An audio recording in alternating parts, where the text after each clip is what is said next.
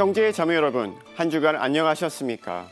코로나19 신규 확진자가 지난달 중순부터 300에서 400명대의 등락을 반복하며 정체되는 모습을 보이고 있는데요. 아직도 전국적으로 산발적인 감염이 잇따르고 있어 언제든 확진자 수는 급증할 수 있는 상황입니다. 이런 가운데 백신 접종이 시작된 지 일주일을 넘어서면서 접종에도 속도를 내고 있습니다. 그런데 일부 의료기관에서는 백신 접종 세치기 논란이 불거지고 있고 사인이 규명되지도 않았는데 백신 접종 후 사망 사례에 대해 가짜뉴스가 유언비어가 되어 국민들의 불안감을 키우고 있습니다. 공동체의 질서를 해치는 부도덕한 세치기 행위는 물론 백신 접종 후 사망 원인에 대한 정부의 철저한 조사와 정보의 투명한 공개를 거듭 촉구합니다.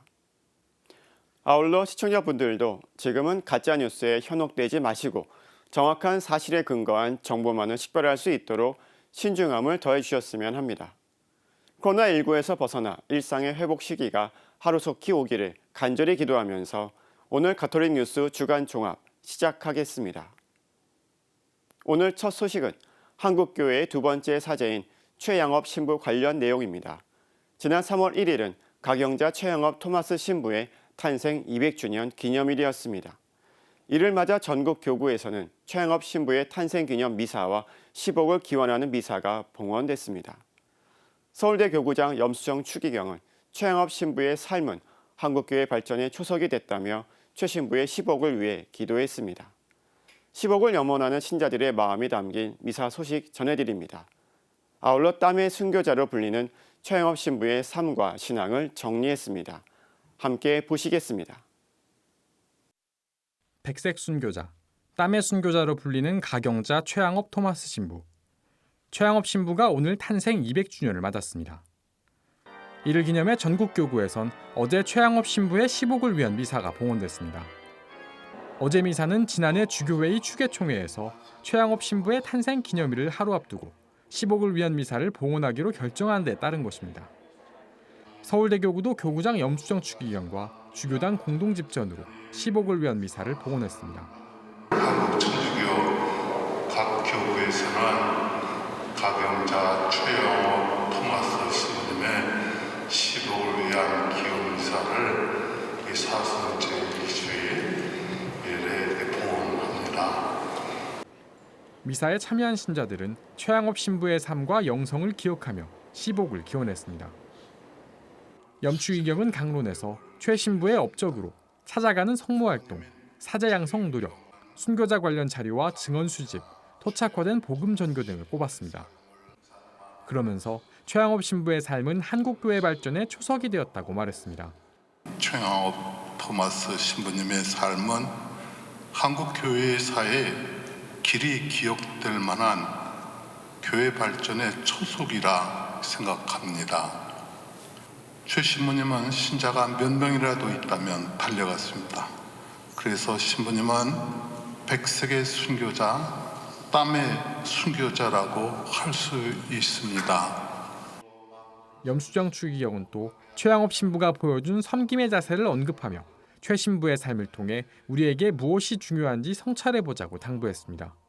무엇이 정말 중요하고 하느님 앞에 정말 하느님을 섬기면서 그분이 주신 그 삶의 길을, 우리가 사는 길을, 축복의 길을 갈 수 있다는 것을 우리는 이 최양업 신부님께서 사신 그 길, 걸어가신 그 길을 통해서 우리는 이렇게 성찰을 해봐야 될 것입니다. 한편 이날 미사는 코로나19 방역 지침에 따라 최대 250명으로 참석 인원을 제한한 상태에서 거행됐습니다. CPBC 장현민입니다. 전국 방방곡곡 신자들을 찾아다니느라 해마다 7,000리를 걸었던 땀의 순교자. 가경자 최양업 토마스 신부의 사목 거점인 청주교구 베티성지 대성당에 가톨릭 성가 주를 찬미하라가 우렁차게 울려 퍼집니다. 교구장 장봉원 주교와 사제단이 입장하자 제대 왼편엔 최양업 신부의 이콘 초상화가 돋보입니다. 자줏빛 제의를 입는 사순기간이지만 탄생 200주년의 기쁨은 사제들의 흰 제의에서도 엿볼 수 있습니다. 최양업 신부의 삶과 영성을 설명한 장봉호 주교는 최양업 신부는 영원한 생명을 얻는 것이 인생의 가장 중요한 목적임을 제시했다고 강조했습니다. 최 신부님은 사람들이 찾는 인생이 갈구하는 모든 영광이 십자가의 능력 안에 있음을 전명하셨습니다. 그리고 그리스도의 발자취를 충실히 따르는 순교야말로 영원한 생명, 부활의 영광에 이르는 직선길임을 명시하셨습니다. 또한 영원한 생명, 구원을 얻는 것이 인생의 가장 중요한 목적임을 제시하셨습니다. 장주교는 최양업 신부야말로 순교의 믿음을 불어넣은 하느님의 사람이라고 강조했습니다. 최 신부님이 돌아가시고 5년 후인 병인 박해 때에 8천여 명의 순교자가 탄생하게 됩니다. 순교는 신앙의 꽃입니다. 순교는 깊은 믿음 없이는 불가능합니다. 누군가가 신자들의 마음속에 순교의 믿음을 불어넣어 주신 것입니다. 이 순교의 믿음을 불어넣어 주신 하느님의 사람이 바로 최양업 신부님이십니다. 청주교구 총대리 성완의 신부는 영성체 후 최 신부의 시복을 기원하는 구호를 외치자고 제안했습니다. 가경자 최양업 신부님을 즉시 복자로, 가경자 최양업 신부님을 즉시 복자로. 한편 같은 날 최양업 신부의 탄생지인 대전교구 청양 다락골 성지에서도 탄생 200주년 기념미사가 봉헌됐습니다. 대전교구장 유웅식 주교는 가난한 이들과 같이 어려움에 처한 이들에 대한 깊은 연민을 지닌 최양업 신부를 본받아 살아가자고 당부했습니다. 우리는 최양업 신부님의 모범을 따라 코로나19로 어려움을 겪는 이들을 위해 애덕을 구체적으로 실천해야 합니다. 특별히 가난하다는 이유로 코로나19 백신의 접종에서도 소외되고 있는 세상의 수많은 이들에게 백신을 기증하는 백신 나눔 운동에 많은 분의 관심과 참여를 부탁드립니다. 대전교구는 기념미사에 이어 최양업 신부와의 새로운 만남을 주제로 학술 발표회를 열었습니다. 아울러 원주교구도 같은 날 최양업 신부의 무덤이 있는 장소이자 한국 최초의 신학교가 있는 배론 성지에서 기념미사를 봉헌하고 묘소를 참배했습니다. CPBC 이희미입니다. 가경자 최양업 토마스 신부는 한국 천주교의 두 번째 사제이자 첫 번째 신학생입니다. 최양업 신부는 지난 1821년 3월 1일 충남 청양 다락골 인근의 세터 교우촌에서 성 최경환 프란치스코와 복자 이성래 마리아의 장남으로 태어났습니다. 이후 프랑스 선교사들에 의해 한국 최초의 신학생으로 선발됐습니다. 이때가 1835년 말입니다. 그리고 만 15살이던 1836년 12월 3일 최양업, 최방재, 김대건 등 3명의 신학생은 마카오 유학길에 올라 파리 외방정교회 극동대표부 신학교에서 공부했습니다. 1842년 파리 외방정교회의 명으로 마카오를 떠난 최양업과 김대건은 만주의 소팔가자로 이동해 학업을 계속했습니다.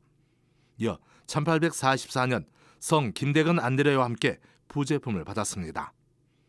이후 먼저 사제품을 받은 김대건 신부가 귀국한 뒤에도 소팔가제에 남아 귀국로를 물색했습니다. 그러던 중 조선에서 온 밀사들에게서 1846년에 병호 박해와 김대건 신부의 순교 소식을 듣게 됩니다. 몇 차례 귀국을 시도했지만 실패한 뒤 1847년 상해로 이동했습니다. 마침내 1849년 4월 15일 사제품을 받은 뒤 밀사들의 도움을 받아 같은 해 12월 3일 귀국했습니다. 최양업 신부는 귀국 직후부터 전국의 신자 공동체를 방방곡곡 찾아다니며 미사를 집전하고 고해 성사를 줬습니다. 최 신부는 1850년 초부터 장장 11년 6개월 동안 쉼없이 삼옥 방문을 했습니다.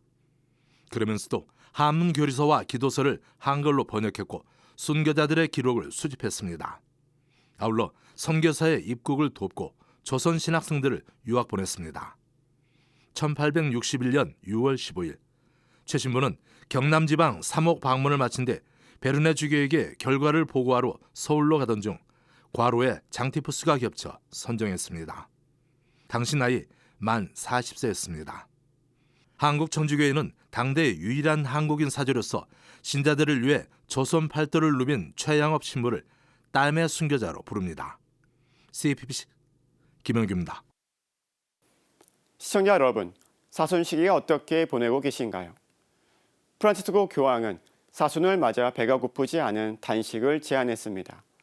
교황이 제안한 단식, 다른 사람은 헐뜯거나 험담하지 말자는 것입니다. 교황의 메시지 살펴보겠습니다. 아울러 최근 베네딕토 16세 전임 교황이 이탈리아 언론과의 인터뷰에서 두 교황은 없다고 밝혔습니다. 교황은 단 한 명뿐이라고 두 번이나 강조했는데 프란치스코 교황을 인정하지 않으려는 일부 세력을 겨냥한 메시지로 풀이됩니다. 함께 보시겠습니다. 그리스도인들에게 사순은 주님의 순환과 희생을 기념하는 시기입니다. 40일간 기도와 절제, 희생을 통해 부활을 준비합니다.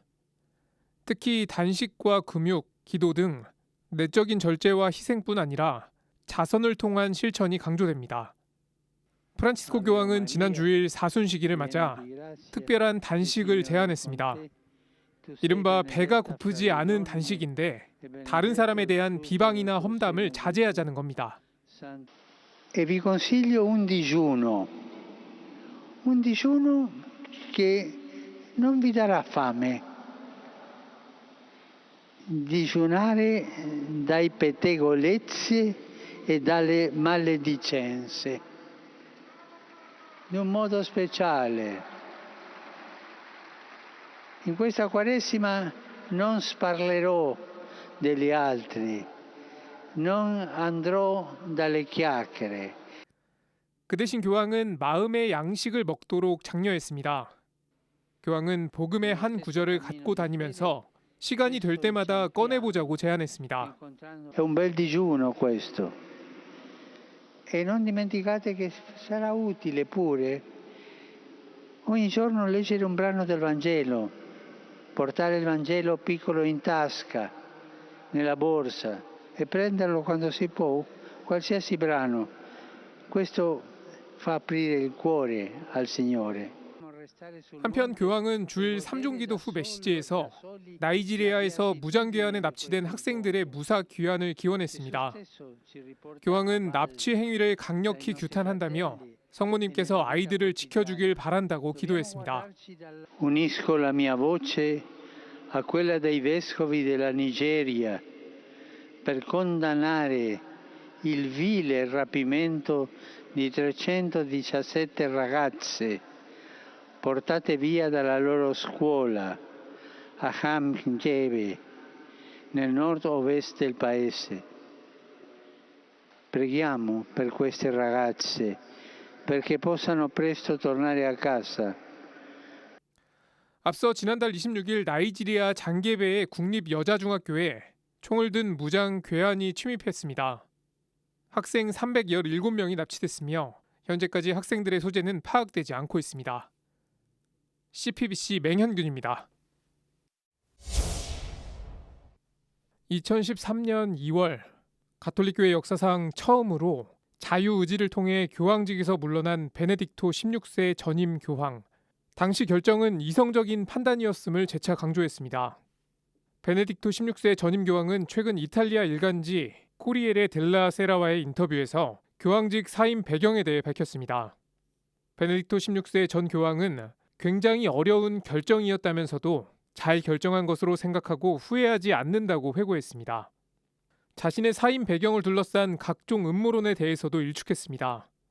제2차 바티칸 공의회를 부정하는 일부 가톨릭 전통주의자들이 음모론을 제기하지만 교황직 사임의 이유는 체력의 한계 때문임을 분명히 했습니다. 또 베네딕토 16세 전 교황은 현재의 교황은 단 한 명뿐이란 점을 거듭 강조했습니다. 프란치스코 교황이 유일한 교황이라며 이 발언을 할 때 자신이 앉아있던 의자의 팔걸이를 두드리면서 더욱 힘주어 말하기도 했습니다. 프란치스코 교황을 인정하지 않으려는 일부 보수 가톨릭 세력을 겨냥한 메시지로 풀이됩니다. 한편 베네딕토 16세 전 교황은 재임 시절 교회 일치와 종교 간 대화에도 깊은 관심을 가졌습니다. 이슬람 사원을 방문해 기도를 바치기도 했으며 교황청 그레고리오 대학교 교수에 이슬람 신자를 임용하기도 했습니다.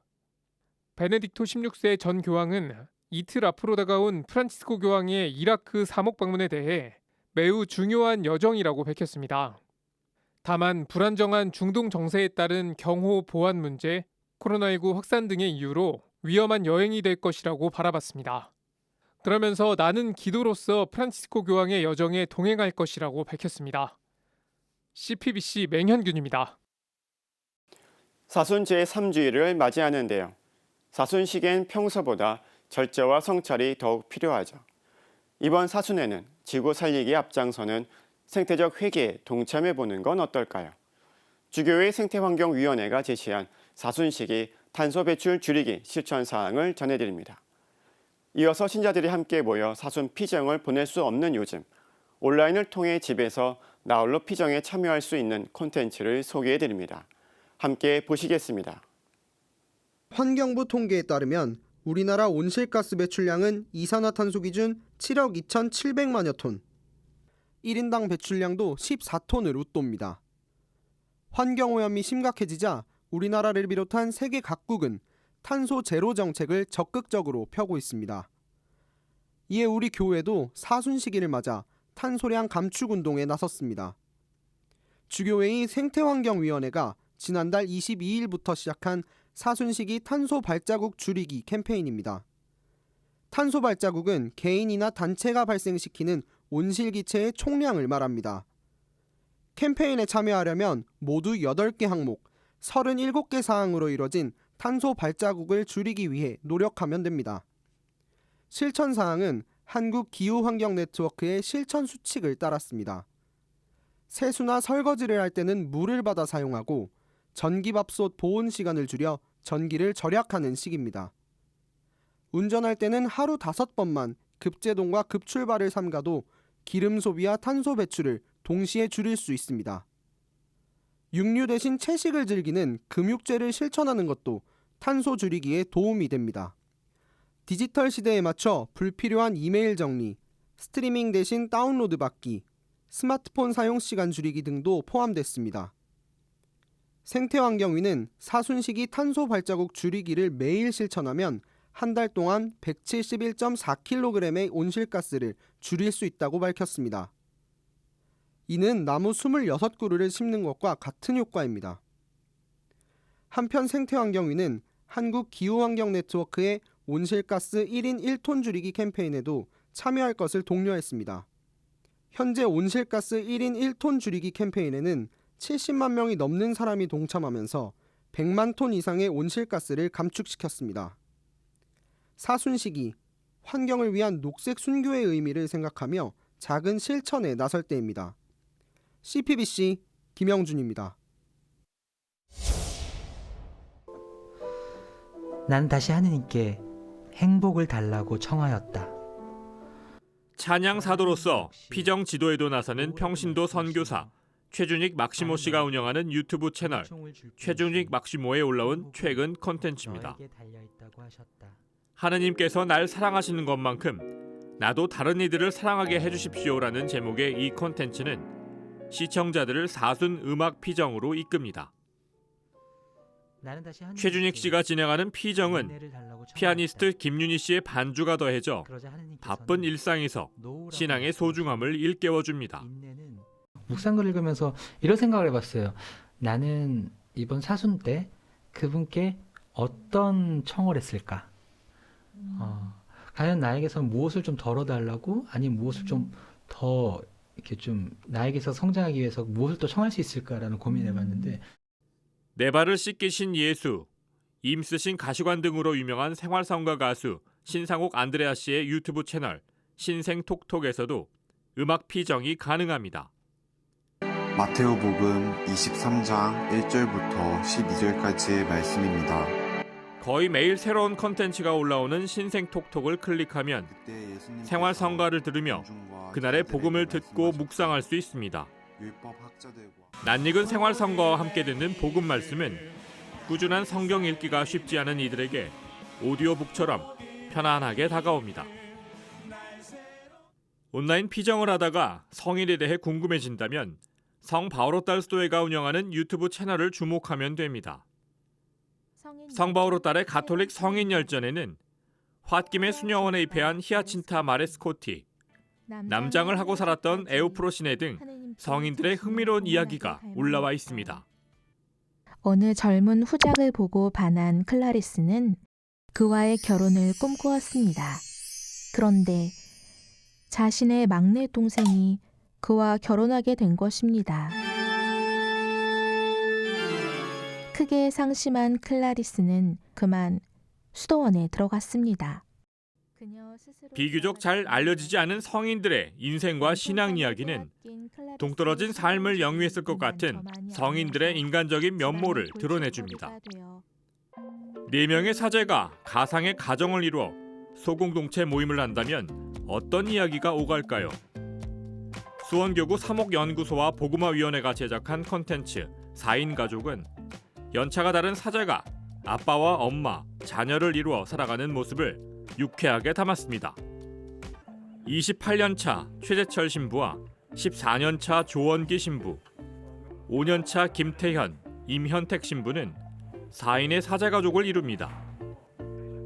사제들이 신앙에 대해 너무 깊게 대화하거나 회의를 하려고 하면 정신 건강에 해롭다며 통편집 당하기 일쑤. 4명의 사제들은 대화에 앞서 커피를 내리고 요리도 합니다.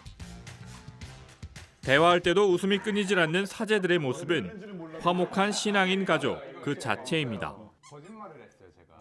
결정적으로 거짓말하다가 안 하게 된 기회가 있었는데 중학교 1학년쯤 아버지한테 아버지 이발하게 돈 좀 주세요 그래가지고 받았는데 그걸 다른 데 써버렸네. 그래서 그날부터 한 일주일 동안 밤마다 일찍 자는 거야. 아버지를 안 보는 거야. 그죠. 그렇지. 최대한 아버지를 안 보는 거야. 사순 시기를 맞아 유튜브 콘텐츠를 활용해 시간과 장소에 구애받지 않는 피정은 어떨까요? CPBC 이희민입니다. 이번에는 주님께 의지하며 역경을 딛고 일어선 사람과 하루하루가 너무 힘겨워 도움을 요청하는 분의 사연을 함께 전해드립니다. 먼저 가톨릭 평화방송 평화신문이 매년 주최하는 신앙체험 수기 공모전 시상식에서 대상을 받은 이이구 씨의 감동적인 사연을 전해드립니다. 이어서 아이의 주민등록 번호가 없어 학교 보낼 길이 막막한 아빠의 사연을 전해드립니다. 홀로 아이를 키우는 미혼부들은 아이의 출생 신고를 하는데 어려움을 겪고 있는데요. 이런 법의 사각지대 속에서 하루하루를 힘겹게 살아가고 있는 미혼부를 저희 평화방송 취재진이 만나봤습니다. 함께 보시겠습니다. 8번째 신앙체험수기 공모전 대상은 전주교구 대야분당 이이구 씨에게 돌아갔습니다. 약사인 이 씨는 잘못된 보증으로 15억 원의 채무를 떠안고 어려운 생활을 이어갔습니다. 수차례 큰 고비를 겪는 동안 성당 교우들은 밤낮으로 이 씨를 위해 기도하고 손길을 내밀었습니다. 이 씨는 하느님의 사랑과 채찍, 은총의 경험을 수기 하느님 아버지의 뜻대로 하소서에 풀어냈습니다. 주님의 말씀이 따르면 어떤 결과가 온다는 걸 믿는다면 다시 돌아올 수 있지 않겠는가 하는 생각으로 글을 썼습니다. 그런데 뜻밖의 이렇게 저에게 큰 상이 돌아왔습니다. 특별상은 수원교구 대천동 분당 김미경 씨가 수상했습니다. 김 씨는 방문요양보호사로 돌보게 된 홀몸 노인과의 인연을 수기에 담았습니다. 경계심을 품던 노인이 점차 김 씨에게 마음을 열고 그를 따라 천주교에 관심을 두게 된 이야기를 담담하게 적었습니다. 가톨릭 평화방송 평화신문은 2014년부터 매해 신앙체험수기 공모전을 열고 있습니다. 이번 공모전에는 156편의 사연이 도착했습니다. 심사를 거쳐 대상과 특별상, 우수상과 장려상 등 5편이 수상작으로 뽑혔습니다. 가톨릭 평화방송 평화신문 보도주간 정수용 신부는 수상자들에게 감사와 축하 인사를 전했습니다. 함께 나누셨던 그 이야기들을 통해서 우리 독자 여러분들뿐만 아니라 이 글을 접하는 많은 분들이 분명 하느님을 더 가깝게 느끼고 내 삶에서 나의 신앙을 어떻게 살아갈지를 빛을 비추어주는 그런 기회가 되지 않을까 생각을 합니다. CPBC 전은지입니다. 출생신고 안 된 미혼부들이 제일로 걱정하는 게 뭐냐, 아이의 아픔이에요. 그러니까 제가 아픔은 한가하는데 아이가 아프면은 그게 제일로 겁이 나거든요. 왜냐하면 병원에서 치료를 받아야 되는데 의료 혜택이 안 되니까. 올해 6살이 된 가연이는 육삭둥이로 태어나 자가호흡이 안 돼 큰 수술을 받았고 아직도 수술로 인해 등에 흉터가 남아 있습니다. 이런 딸을 두고 집을 나간 가연이 엄마는 출생신고를 하겠다는 말만 할 뿐 가족들을 피하기만 합니다. 2년 후면 학교에 가야지만 가연이는 주민번호가 없습니다. 단지 정부에서 발급받은 사회복지 전산관리 번호만 있을 뿐입니다. 그런데 사회복지 번호로는 현행법상 취약통지서를 받을 수 없습니다. 아빠 송창민 씨는 그 생각만 하면 가슴이 답답합니다. 미혼부 아빠들이 왜 이렇게 저기 하냐면 극단적인 생각을 하게 되면은 아이는 커가는데 나라에서 버림받고 있다라는 생각을 갖고 있거든요. 더군다나 같이 사는 84살의 송 씨 어머니는 치매 4급 판정을 받았습니다. 송 씨는 어머니 병간호에 매진 중입니다. 가정요양보호사인 송 씨가 일주일에 한 번 일을 해서 손에 쥐는 돈은 15만 원. 어머니가 받는 기초노령연금 30만 원을 더해도 생활비는 턱없이 부족합니다. 저는 그래요. 이제 힘들어도 조금만 참으면은 다 저기 할 수 있는 그런 게 있으니까 극단적인 생각만 안 했으면 좋겠다라는 생각을 가지고 있거든요. 송 씨와 가연이가 하루 중 가장 행복할 때는 거실 벽에 붙어있는 한글과 숫자 포스터 앞에서 오손도손 보내는 시간입니다. 한글과 숫자를 잘 읽는 가연이가 자랑스러울 뿐입니다. 경제적으로 어렵고 주민번호가 없는 딸 가연이, 치매를 앓는 84살의 어머니 때문에 힘은 들지만 그래도 송 씨에게는 꿈이 있습니다. 송 씨는 올해 세계사이버대학교에 합격했고 앞으로 사회복지사 자격증을 딸 계획입니다. 아울러 송 씨의 꿈은 땅을 사서 자신처럼 어려움을 겪는 미혼부들을 위한 공간을 갖는 것입니다. CPBC 남창호입니다. 다음 소식 전해드립니다. 미얀마에서 쿠데타가 발생한 지 한 달이 넘었습니다. 하지만 군부의 강경 진압으로 사상자가 발생하는 등 연일 상황이 악화되고 있는데요. 가톨릭 교회와 국제사회는 미얀마 군부를 비판하며 쿠데타 철회를 요구하고 있습니다. 미얀마 시민들은 국제사회의 지속적인 관심과 연대를 간곡하게 요청했습니다. 이런 가운데 미얀마의 상황이 담긴 한 장의 사진이 미얀마를 넘어 전 세계를 울리고 있습니다.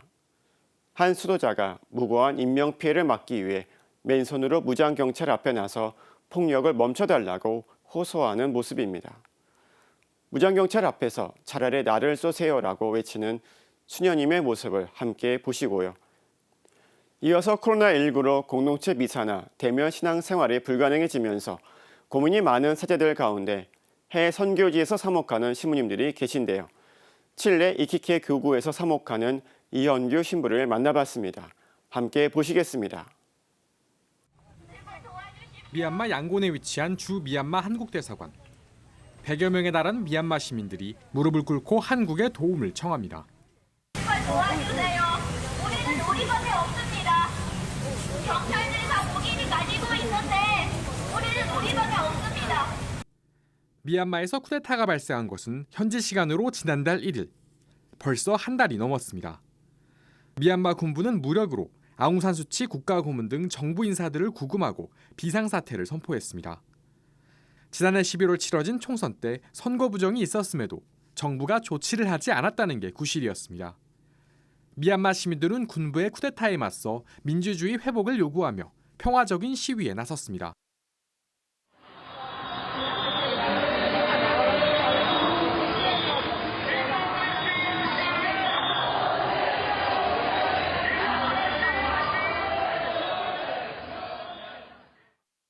하지만 군부는 시민들의 평화적인 시위를 무력으로 짓밟고 있습니다. 심지어 시위대에 실탄을 발사해 수십 명의 사상자가 발생하기도 했습니다. 미얀마 가톨릭 교회는 군의 폭력 사용을 비판하며 민주주의의 회복을 기도했습니다. 미얀마 주교회의 의장 찰스 마웅보 추기경은 쿠데타 직후인 지난달 3일 메시지를 내고 군부의 거짓 주장은 결코 받아들여지지 않을 것이라고 강조했습니다. 마웅보 추기경은 이어 민주주의만이 평화를 비추는 유일한 길이라고 말했습니다. 프란체스코 교황 역시 미얀마 사람들의 민주주의를 향한 열망을 응원하며 위기에 처한 미얀마를 위해 기도했습니다.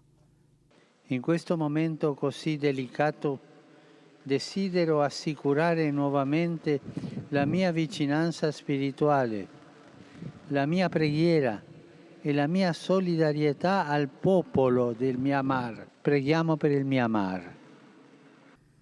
교황은 또 미얀마 군부를 향해 정치 지도자 석방과 진정성 있는 대화에 임할 것을 요구했습니다. 이처럼 민주주의 회복을 향한 미얀마 시민들의 열망과 국제사회의 압박은 더욱 강해지고 있지만 미얀마 군부는 여전히 요지부동입니다. 오히려 연일 강경지답에 나서며 시민들을 억누르고 있습니다.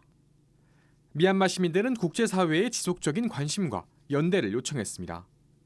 쿠데타를 일으켜 미얀마의 평화와 치안을 짓밟고 있는 군부를 규탄하는 데 함께하여 주십시오. 미얀마 국민의 평화 시위를 지지해서 민주주의를 원하는 미얀마 국민들의 편에 서주십시오. 기로에 선 미얀마의 평화와 민주주의. 위기에 처한 미얀마에 우리의 응원과 기도가 절실한 때입니다. CPBC 장현민입니다.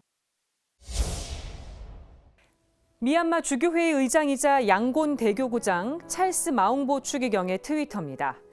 미얀마의 긴박한 상황을 알리는 게시물들이 보입니다. 게시물 중에는 소총으로 무장한 경찰 앞에 나선 한 수도자의 사진이 있습니다. 사진 속 주인공은 성프란치스코 하비에르 수녀회 소속 엔 로사 누따옹 수녀입니다. 엔 누따옹 수녀는 도로 한복판에서 경찰 앞에 무릎을 꿇고 무고한 사람들에게 총을 겨누지 말라, 원한다면 나에게 총을 쏴달라고 호소했습니다. 그러면서 나는 교회와 국민과 국가를 위해 목숨을 바칠 준비가 돼 있다고 밝혔습니다. 엔누 따옹 수녀의 사연은 교황청 기관지 로세르바토레 로마노에도 소개됐습니다. 로세르바토레 로마노에 따르면 한 시위 참가자는 엔 수녀 덕분에 기적적으로 목숨을 구했다고 밝혔고, 다른 목격자는 엔 수녀는 군인들이 폭력을 멈추자 곧바로 부상자 치료를 돕기 위해 달려갔다고 밝혔습니다. 지난해 코로나19로 인해 칠레 상황은 특히 극박했습니다. 가장 높은 단계의 봉쇄 조치인 꽈란테나가 발효되는 등 모든 일상이 멈춰버렸습니다. 칠레 이키케 교구에서 5년째 사목하는 서울대교구 이현규 신부는 더욱 바쁘게 움직였습니다. 본당구역 안에 홀로 사는 어르신들과 가난한 가정에 한 달에 한 번 생필품과 음식 상자를 전달했습니다. 신앙의 끈을 놓지 않으려는 신자들을 위해 온라인 미사를 봉헌하며 마음을 나눴습니다. 그럼에도 미사 참여율이 줄고 신자들이 신앙의 끈을 놓는 모습을 보면서 낙심할 때도 많았습니다. 신자들이 미사를 잘 나오지 않을 때인 것 같아요. 신자들이 프로그램에 참여하지도 않고 이제 좀 더 깊은 신앙으로 가고 싶은 그런 의지나 방향성이 보이지 않을 때 조금 안타깝다고 볼 수 있죠. 이 신부는 그 해결의 실마리를 칠레 공동체 내부에서 찾고 있습니다. 칠레 교구가 지속해온 프로그램에 힘을 실어주는 것이 그들을 존중하며 함께할 수 있는 방법이라 생각했기 때문입니다. 제 선교의 모토는 사목이거든요. 사업이 아니라. 본당 신부가 자기 본당에 갔을 때 각 본당마다 예산 사정은 한국도 마찬가지지만 다 다르잖아요. 칠레 교구 내에서 계속 지속해왔던 프로그램들에 좀 더 힘을 실어주는 것이 어떻게 보면 선교사로서 이 지역교회에 가장 크게 기여할 수 있는 방안이 아닐까. 이 신부는 교회가 공동체로서 장기적인 안목을 갖고 포스트 코로나를 대비하는 것이 중요하다고 강조했습니다. 사목이라는 건 장기적인 관점으로 좀 더 길게 보고 가야 된다고 생각을 해요. 그리고 저 혼자 무언가 대단한 걸 이룩한 게 아니라 우리 모두가 사제 공동체로서, 교구 공동체로서 전 교구민들이 참여할 수 있는 그런 방향으로 가는 것이 맞다고 보고요. 마지막으로 이 신부는 한국교회 신자들에게 해외 선교에 대한 인식 변화를 기대했습니다. 한국교회 신자분들께 드리고 싶은 말씀은 해외 본당이라고 한국과 뭐 우리보다 좀 가난하다고 한국과 너무 다르다라고 생각하지 마시고 어쨌거나 같은 교회 공동체고 같은 본당 시스템 안에서 돌아가는 거니까 우리와 비슷한 다른 형제로 바라봐 주시는 것이 CPBC 김정아입니다.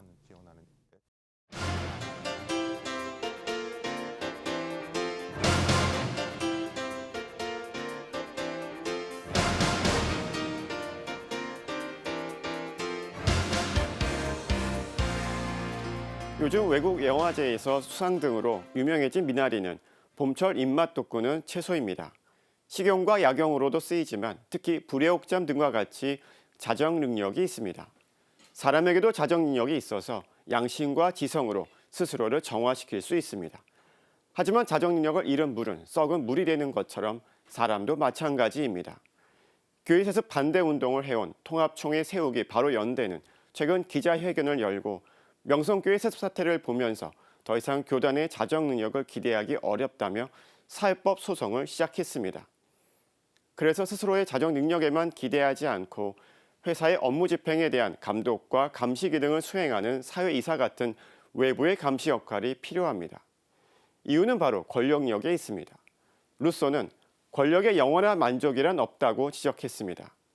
최근 결정사, 스카이피플 같은 명문대생들끼리만 제한적으로 교류할 수 있는 폐쇄형 온라인 데이트 서비스가 잇따라 나오고 있는 것처럼 한 번 잡은 권력은 놓지 않고 계속 유지하고 싶어 합니다. 사법권의 독립을 위해 판사는 탄핵을 당하거나 금고 이상의 형벌을 받지 않는 한 파면되지 않고 징계 처분으로도 파면이나 해임되지 않습니다. 법치주의 국가에서 판사는 법률의 최종 심판자이기에 고도의 도덕성과 공정성, 독립성을 요구받습니다. 막강한 권력을 부여받은 만큼 책임도 잘 지키고 있을까요? 한국에서 탄핵은 해당 공무원이 직무상 중대한 위법 행위를 했을 경우 발의되는데 국회가 탄핵 소추권을 갖고 있고 헌법재판소가 탄핵 심판권을 갖고 있습니다. 한국의 헌정사에서 탄핵 발의는 20건이 있었고 지난 2월 21번째로 탄핵 소추 대상은 임성근 전 부장판사가 되었습니다. 헌정사상 최초로 현직 판사에 대한 탄핵 소추안이 가결된 것입니다. 이에 대해 야당 일각에서는 사법부 길들이기라며 반발했고 역대 대한변호사협회장 8명과 임 부장판사의 사법연수원 동기들은 성명서를 내 이 같은 국회의 결정을 정면 비판했습니다. 2013년 일본 오사카 지방재판소의 판사가 지하철에서 치마 입은 여성의 속옷을 불법 촬영했다는 이유로 탄핵됐습니다. 2017년 서울 동부지법 홍모 판사는 지하철에서 휴대전화로 한 여성을 불법 촬영하다 적발돼 재판 없이 벌금 300만 원이 선고됐고 감봉 4개월의 징계로 마무리됐습니다. 서슬 퍼렇게 눈을 뜨고 법을 수호해야 할 대한민국 판사에게 말이죠. 사무엘기에 보면 유대인들은 하느님의 경고에도 불구하고 이방인들과의 전쟁에서 유리하다는 이유로 판관 제도보다 왕정 제도를 선호했고 하느님께 왕을 세워줄 것을 요청하게 됩니다. 이스라엘의 첫 임금인 사울은 초창기에 하느님의 도우심으로 이방 민족들과의 전쟁에서 승승장구하며 백성을 구원했지만 차차 마음속에 하느님께 대한 불신과 욕심이 자라나 그분을 저버렸고 결국 그 말로는 비참했습니다. 또 하느님에게 충실했던 다윗은 노년에 이르러 잘못들을 저질렀고 솔로몬도 마찬가지였습니다. 고대 그리스 철학자 디오게네스는 권력은 그것을 소유한 모든 사람을 타락시킨다고 했습니다. 권력은 자신에게 엄격하지 않고 타인에게 엄격해집니다. 그래서 구약에 많은 예언자가 등장했던 것처럼 권력은 스스로의 자정 능력만이 아닌 외부의 감시가 필요합니다. 국민에게 권력이 있는 민주주의가 발전하기 위해서는 혼란스러운 과정이 있을지라도 맡겨진 권력에 대한 견제와 감시가 필수적입니다. 사순 시기는 주님의 순환과 희생을 기념하는 시기입니다. 사순은 40일을 뜻하는 라틴말 콰드라 제시마를 우리말로 옮긴 것입니다. 성경에서 40은 하느님을 만나기 전 거치는 정화와 준비의 기간입니다. 교회도 이 성경의 전통을 받아들여 40일간 기도와 절제, 희생을 통해 주님의 부활을 준비하는 것입니다. 프란치스코 교황도 사순 시기 동안 서로 용서하고 기도하며 가난한 이들에게 먹을 것과 입을 것, 쉴 것을 찾아주는 등 자비를 실천하자고 강조하면서 회개하기 매우 좋은 이 사순 시기를 헛되이 보내지 말자고 당부한 바 있습니다. 나 자신에게는 내가 권력자입니다. 오늘 사제의 눈은 판사 탄핵은 민주주의의 독일까 약일까였습니다. 평화를 빕니다.